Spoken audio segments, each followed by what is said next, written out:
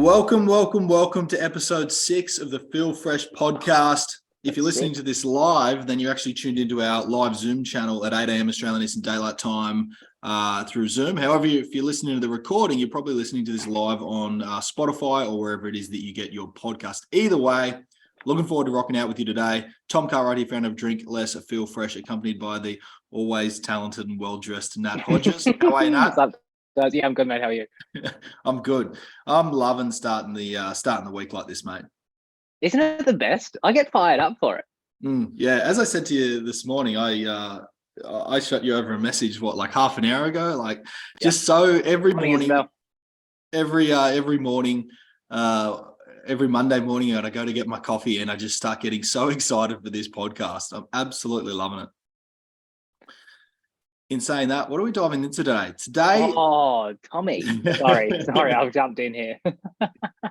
You excited? I'm so excited. Love it. Today we're diving into one of the, I'm going to use the word phenomenon, even though I don't often, one of the most phenomenal approaches, which is kind of, I'll start by saying the antidote, if anything, to addiction. Instead of the need to run away from ourselves, it's the view or the need to run towards ourselves. And today, the topic of today is probably going to sound something like the art of getting to know yourself. What the hell does it mean? And what's know thyself, Tommy. Know thyself. Know thyself. When we started Drink Less Feel Fresh, Nat, back in 2018, I remember being interviewed, or I was on a podcast by someone, and they said, what's the difference? What's the biggest difference between Drink Less Feel Fresh and other services out there? And my response was, well, we don't talk about alcohol. And they said, I think it was along the lines of what do you mean you don't talk about alcohol? That's what you're specializing in. I said, yes, but alcohol is a symptom of not understanding and liking the body that you're living in, whether it's your mind, your body, your soul, however you want to say it. And they said, tell me more. And I said, well, I just think at the end of the day, if individuals got to know themselves a little bit better and therefore worked on creating a space in their heads and their hearts that they wanted to be in, not only with their relationship with alcohol dramatically decline, but their relationship with next to anything can be changed from that space. So today we're diving into and get to do our very first podcast, actually diving into what does it look like and what is this fuss about getting to know yourself? What does it even mean? Like when someone gets into therapy or coaching and mentoring, it's often the approach, like we're going to get to know you a little bit more. But I just love to hit the ground running by saying, Nat, what would your definition of getting to know yourself mean in your 9 to 10 year history of learning so many approaches and frameworks and different cultural approaches and frameworks? What does it mean to you when someone approaches the journey of wanting to, let's say they don't approach it with that frame, right? They approach it with I just want to drink less alcohol. What is this approach? What is this mentality if you've got to get to know yourself? Okay, we'll start simple because I just know this is going to go to some interesting places. Like it can't not. It's the most open forum. Drinking alcohol is not the problem. That's easy. Don't drink it, right? That's the solution. Stop drinking it. Okay, why is that so complicated? Stopping alcohol is easy. Understanding yourself is immense. Yes. Yes, love the distinction. And what better thing to do with your life than that? Really? What do you think people would rather do? Pursue the field of learning to not drink, or pursue the field of learning to understand themselves? We're done. Turn the podcast off. That's it. That's the whole thing. We're at 6 minutes 30. Stopping alcohol is easy. Knowing the self and other people and the culture, which is all people, immensely difficult. And then your little cream on top. That's it. Would you rather spend time learning how to stop drinking alcohol? Would you rather understand what and who you are? I've contemplated to wrap the podcast up. I'm sitting here let's wrap it up there. No, for those of you that are listening, we will share a couple more insights. Nat, do you have, I know I've got a couple, but I think, a lot of our Drink Less Feel Fresh family love the personal shares. They seem to really resonate with an actual example of, yes, actually, I'll reframe that. I'll say it again a different way. Now, what's an example of getting to know yourself? If you've never studied human behavior, if you've never been to a therapy session, if you've never sat down with a mentor, if you've never been in a conversation where you've had a problem and you tried to work on finding a solution to excel in it, yep. What might be an example of someone that got to know themselves?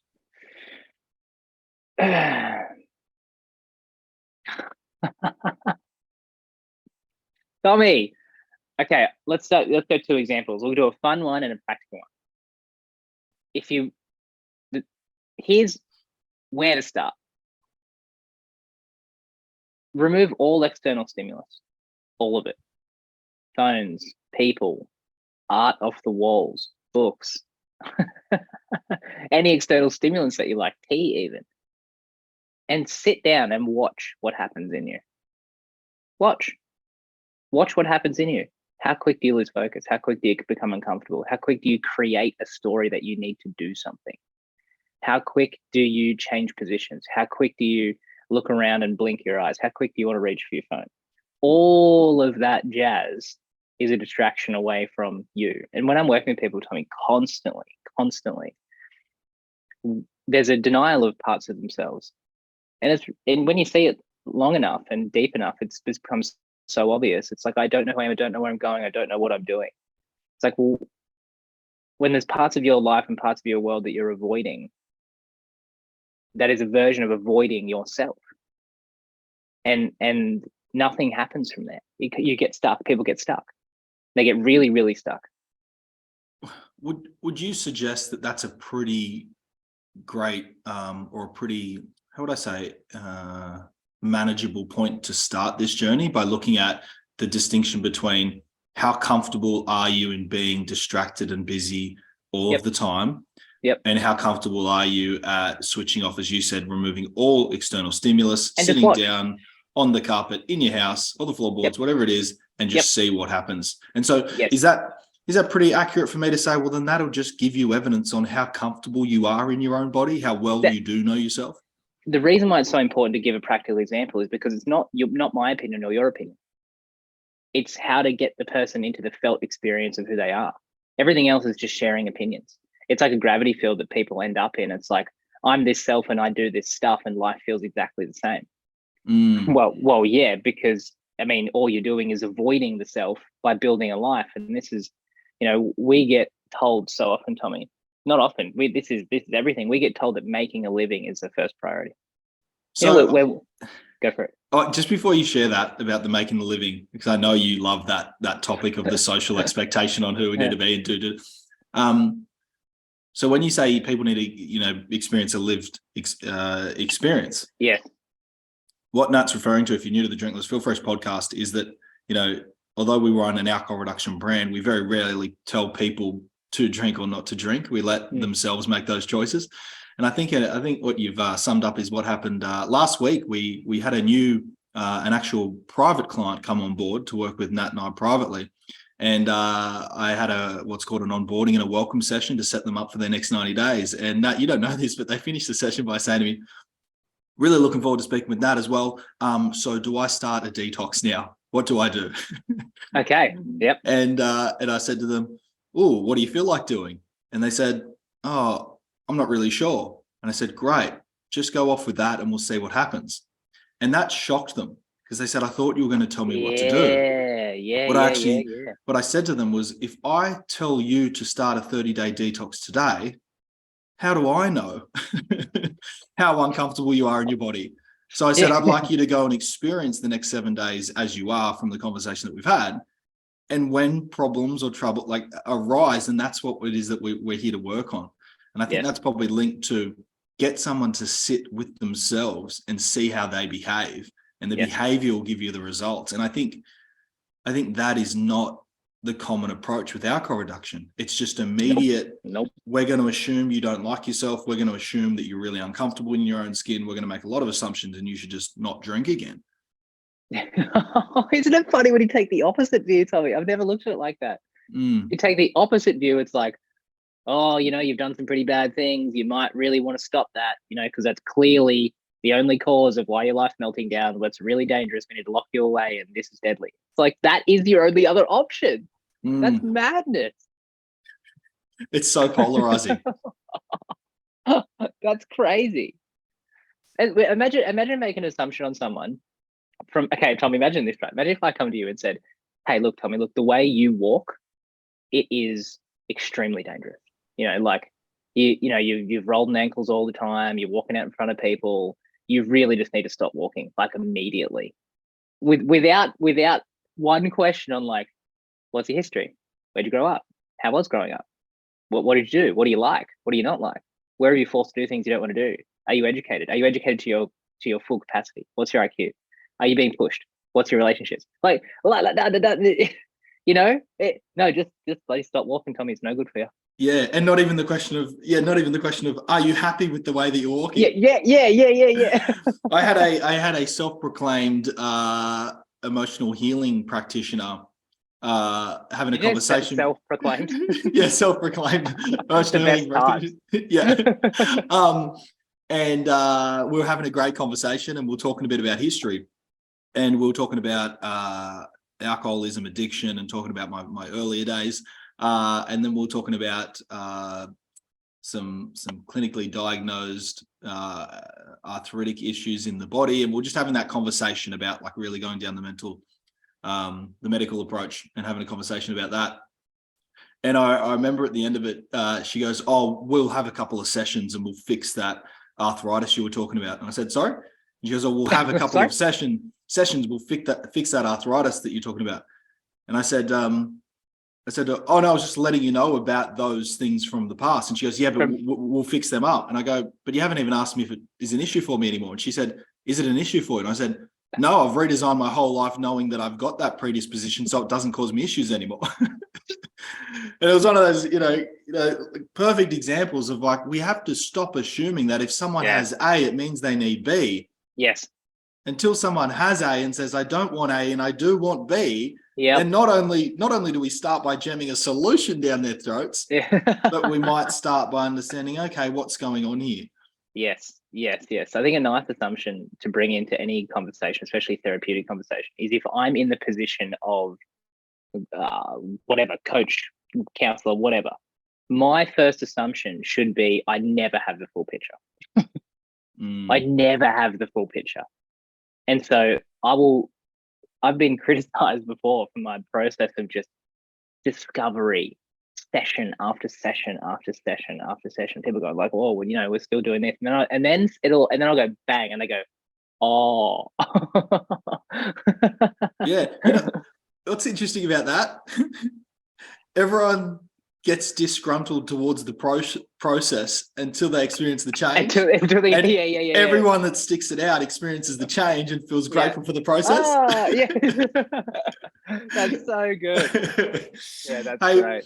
What's another example? Maybe even like more just a surface level, somebody getting to know themselves. Like, what are some examples when you have someone that comes to you now for a session, or they come to DLMF and they realize, oh, there's that part of me that I wasn't aware of, or that I was running away from? Yes. I'll give you an easy snapshot. The people who know themselves, which is incredibly hard to define, right? Like, because even the self is elusive, but I don't want to go there because it's not the point. Please park the brake now. Yeah. Exactly. There's a context. Easiest way to think about it is this. One of the easiest ways. It's a level of aliveness.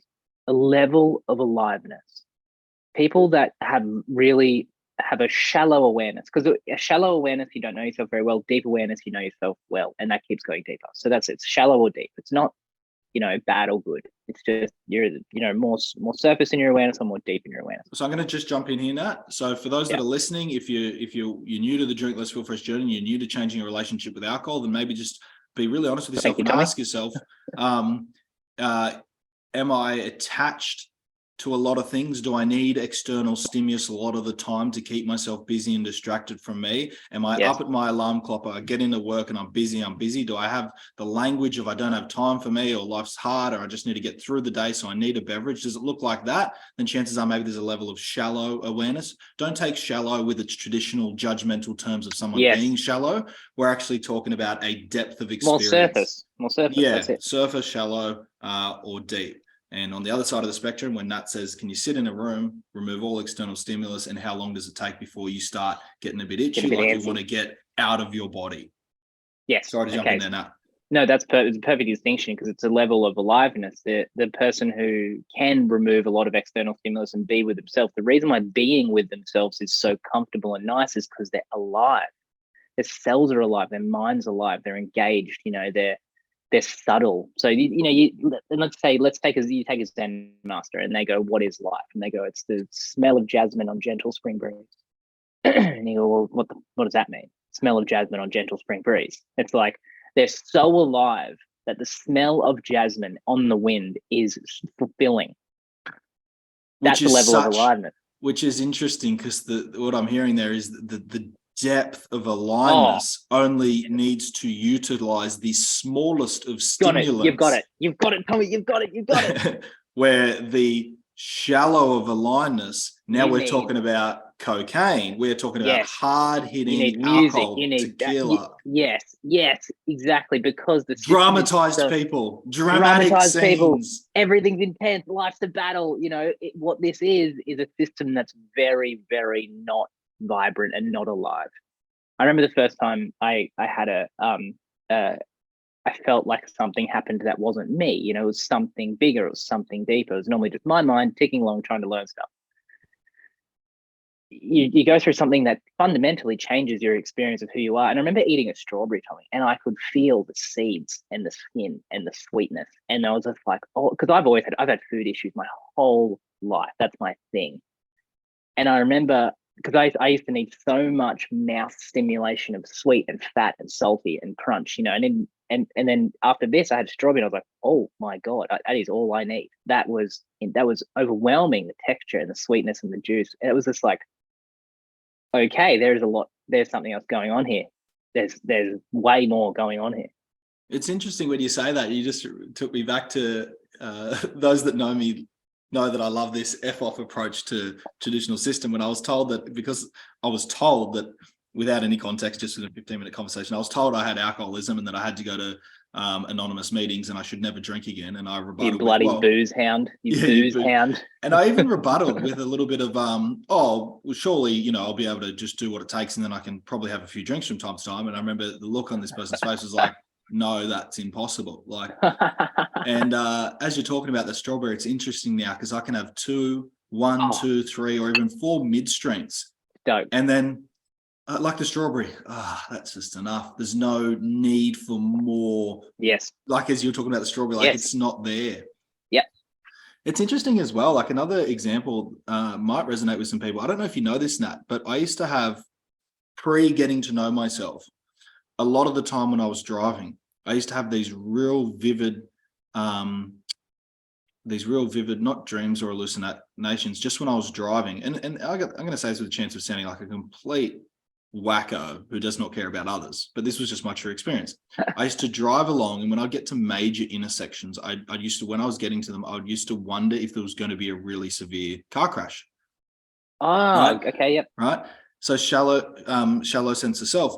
And what I noticed is, after getting to know myself deeply and no longer having these experiences like I wonder if there's going to be a severe car crash, what I noticed is, and I fully became aware of this, and it's always stuck with me, I noticed that I was so de-stimulated that I was hoping there was going to be a really dramatic scene and I would get out of the car and be the one to be the hero. Day. Of course. Yeah. And so that was like an internal, reflection of being like, wow, I was really starved of stimulation, as you call it, aliveness, that I just wanted life. Like I wanted something to come to life. And isn't it a great way for life to come alive through the lens of drama and big, it's why a lot of us do drugs and alcohol, is because it's dramatic and there's yelling and there's talking and there's crying and there's novelty and there's randomness. We love the random nature of it. Mm.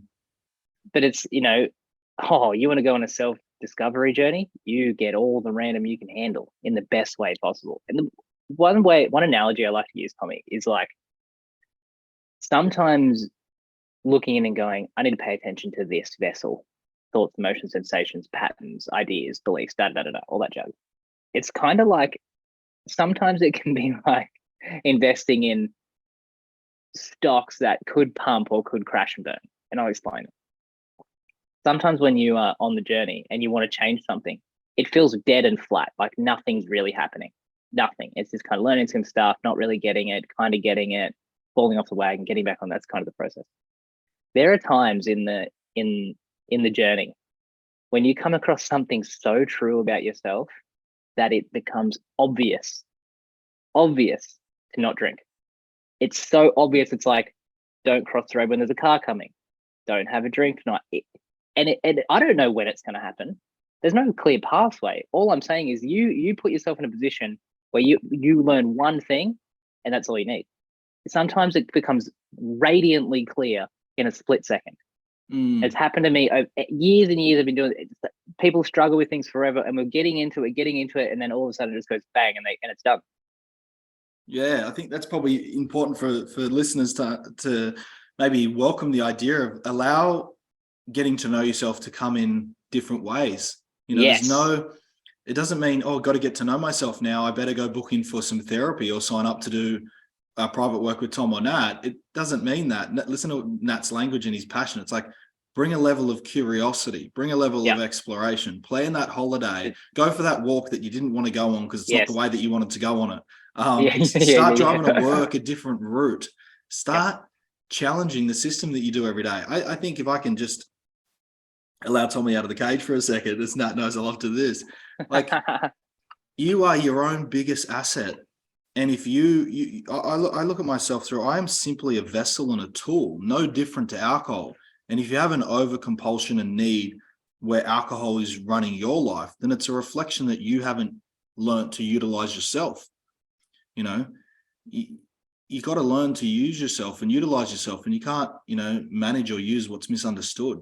It's like, if someone gave you, if you're in the garden and someone gave you some gardening tools and you had no idea what they were, you just look at the garden and look at the tool and be like, what do I do with this? Right. Yeah, exactly. In fact, try that on. Any gardening tool that you know how to use is because you've learned to utilize it. And I think a lot of people, it's not judgmental, but I learned a quote a long time ago, which is dogs only bark at things they don't understand.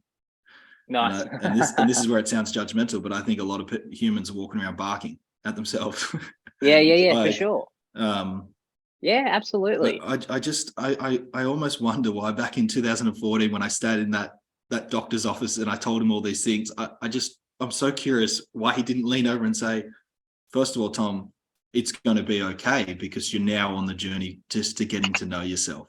And it's time that you start to understand yourself. But instead it was just met with like, alcoholic, never drink again. I'm like, Oh, you meant a GP didn't take the time to like listen to you and connect? What? Where are you going besides every GP clinic in Australia?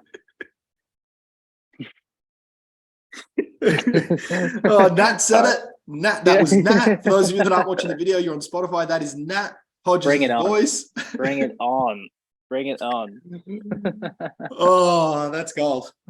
Nat, any other examples or anything else that somebody that's wanting to, if they're understanding the philosophy and they're saying, okay, maybe I am on the journey to get to know myself. Maybe I don't need to keep fighting alcohol.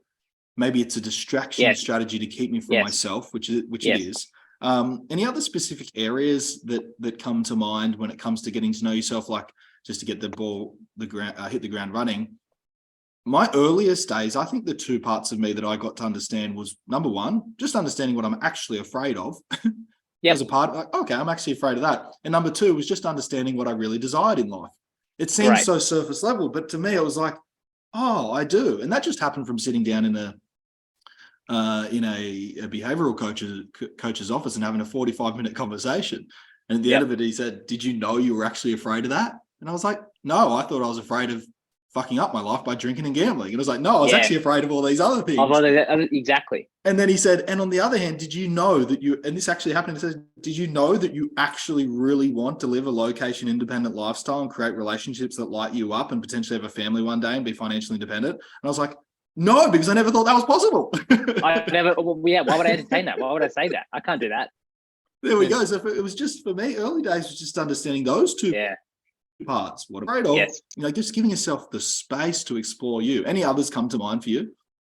Well, Tommy, you've just nailed it. You got to start where you stand. And so where you were standing in that moment, that was what you were wanting to express. Something in you said, I want to express these fears and I want to understand these desires, because they're all there. They would have been all there. You just had a good facilitator at the time to go, what is your current state of your life? What's happening? I've got these fears. Okay, let's explore those. I've got these desires. Let's explore those. And so where you start where you stand, whatever is happening for you right now, listening to this, you can actually start there. What does that little desire mean? I'm getting like a pushback from work. I don't want to go in today. What does that mean? What does that little avoidance of work mean? Is it the job? Is it the work? Is it the people? Is it the boss? Is it you don't feel unvaluable? Like, you start where you stand, and whatever's happening will point you in the right direction. Why do I keep thinking about moving state? What is that? What is that drive? What is that desire? What is it? Am I missing someone? Do I want something? Is it the weather? Is it the environment? You can just literally start with what's happening right now. It's the best place. It's not only the best place, you're actually describing, this is a link here, but you're actually describing the dynamics of when someone says, don't be so hard on yourself. Quit judging your experience. You're actually explaining the antidote to that. Yeah. So if you're listening right now and someone says, oh, don't go, let's say you have a big night on the piss and beating yourself up about it. And someone goes, oh, go easy on yourself. This is what it means. Stop judging your experience and get really curious about it. If you just keep buying into the bullshit that you tell yourself every day, you're going to keep getting the same answer.